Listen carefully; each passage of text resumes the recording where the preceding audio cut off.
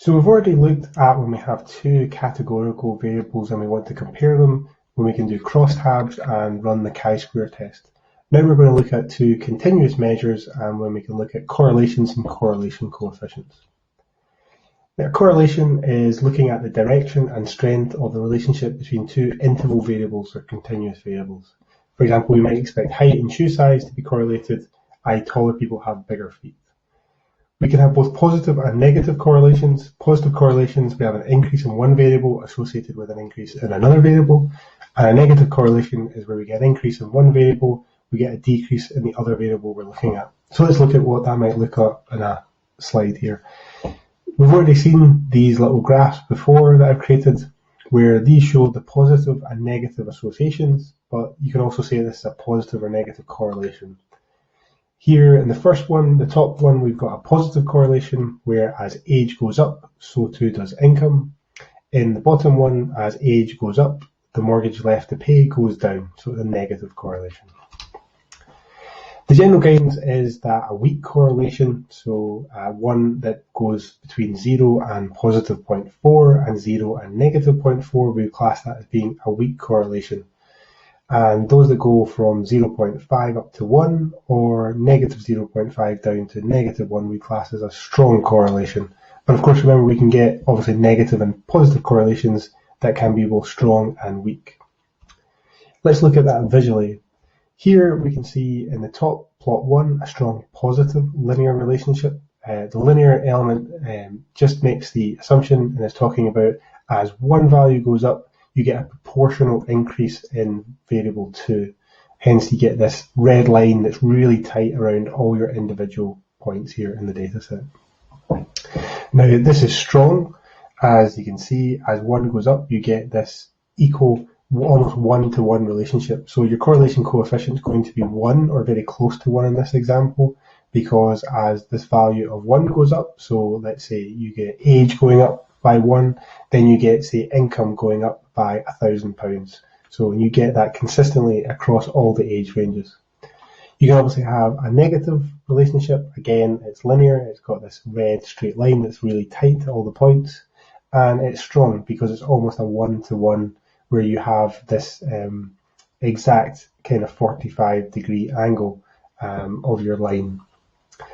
Plot 3 here at the bottom left shows, again, a linear relationship, but this time it's a negative linear relationship, but it's weak because you can see a lot of the scatter here, and you've got a fit line which is not going in quite the strength of the angle. It's much closer to a kind of 180 rather than getting close to the 45-degree angle that we've got here. And then finally in plot 4, we've got our nonlinear relationship. So part of this, if you were to run this in a correlation coefficient, you would probably get a score probably of 0, because if you were to fit a straight line, which is what sometimes they're interested in, what most correlation tests are looking for, is to fit a line like this. So essentially a line like that would be pretty much completely flat if you aggregated based on all the points you've got here.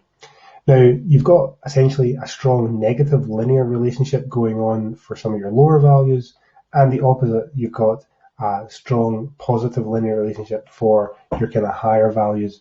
But then you've also got these ones in the middle where the relationship is pretty much flat. And so that is really confusing when you run a continuous type of model looking for correlation coefficients. And it's why you also have to visualize your data when you run these tests so that you can get a much better idea of what's going on.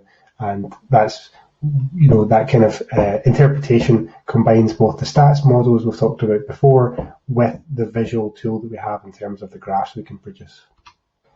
We have a couple of tests that we can run. The parametric version is the Pearson's correlation, and the non-parametric is the Spearman's rule.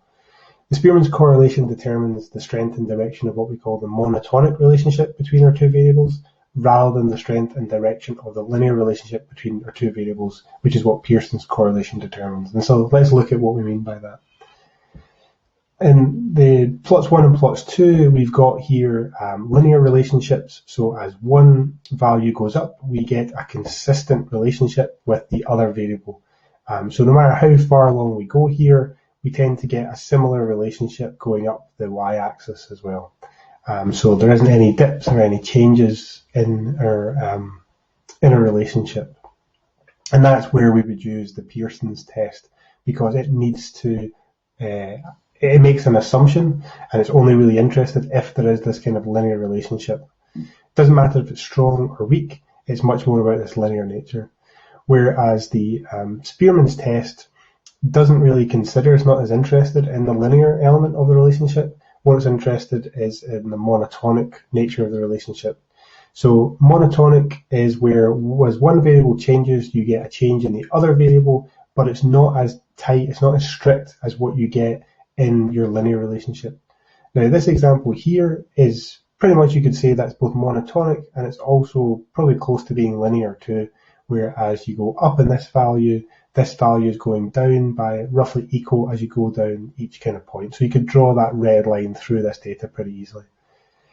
This kind of graph shows a monotonic relationship, but one that's not linear. So here you've got part of the graph is flat, and then you start to get the positive linear relationship up at this end. So when we talk about monotonic, we're talking about as one variable changes, the other variable changes too, but it's not as tight, it's not as strict as what you get in linear relationships, where as one goes up, you can estimate how the other variable will go up very easily because it fits this nice red line here. So here we've got essentially one red line going kind of slightly up but relatively flat at the bottom, and then another one. And the Spearman's test allows us to look at the monotonic relationship as opposed to the linear relationship. However, both the Spearman's and the Pearson's test struggle with this idea of the non-monotonic or the non-linear relationships. So again, as I mentioned before in the previous example, in plot 4, the one at the bottom right, this would essentially give you a correlation coefficient in both Spearman's and Pearson's of 0, because it really doesn't understand how things could go up for one and then down for the other.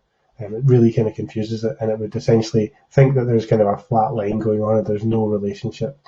But that then, if we then graph, we do a scatter plot, we can put a fit line if we want through, we can put one of these red lines, do it as the upside down U shape or one of these flat lines here, and that allows us to see both what the data actually looks like and then compare that to our correlation coefficient. Now, if we were to get a correlation coefficient of 0, we would expect that this was, a completely flat line, there's no relationship, and we wouldn't reject the null hypothesis. But that would be misleading in an example that was non-monotonic, because we have one relationship as in the lower values on this x-axis, and we have a different relationship on the second half of the graph. And so we're not going to pick that up with a correlation coefficient. Perhaps we'd need to make some kind of split in the middle here and run two separate analyses for if this was age for younger ages and older ages. And we do see those kind of relationships many times in real data. So let's have a go at running some correlation coefficients in SPSS. So play around with the data, have a go, and if you've got any questions related to this material, we can pick it up at the Q&A session on Thursday afternoon at 4 o'clock.